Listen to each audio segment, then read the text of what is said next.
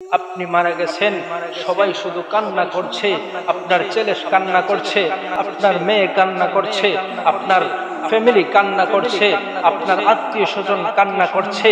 কিছু মানুষ যাকে যাকে আপনার কাছে আসছে, আপনার ঘরে আসছে, যেই ঘর যেই বাড়ি আপনার মাথার গাম পায়ে ফেলে, এই বাড়ি, এই সৌন্দর্য, এই ব্যাংক ব্যালেন্স সবকিছু আপনি সাজাইলেন, আর প্রাণ পাখিটা শুধু আপনার ভিতরে নাই।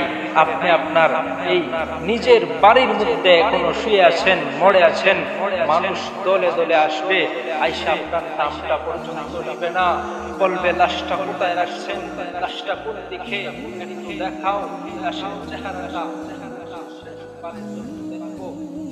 যাকে মানুষ আসবে শুধু একটাই আওয়াজ দিবে যে লাশটা কোথায়। কেউ বা বলবে, আইসা পরামর্শ দিবে, জলদি করো, তাড়াতাড়ি কাফন দাফনের ব্যবস্থা করো। কেউ বা দৌড়াইবে বাজারে গিয়ে সাদা মার্কিন 3 টুকরা কাফন আপনার জন্য রেডি করে আনবে।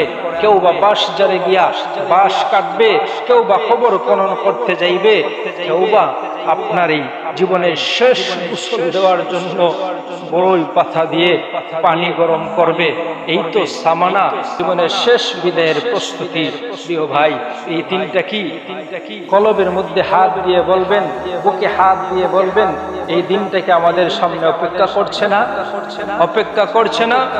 আমরা কি জানি এই দিনটা কবে আমার সামনে উপস্থিত হবে? আমরা কি জানি কখন আমি মালাকুল মউতের সামনে উপস্থিত হব? না, আমরা কেউ জানি না।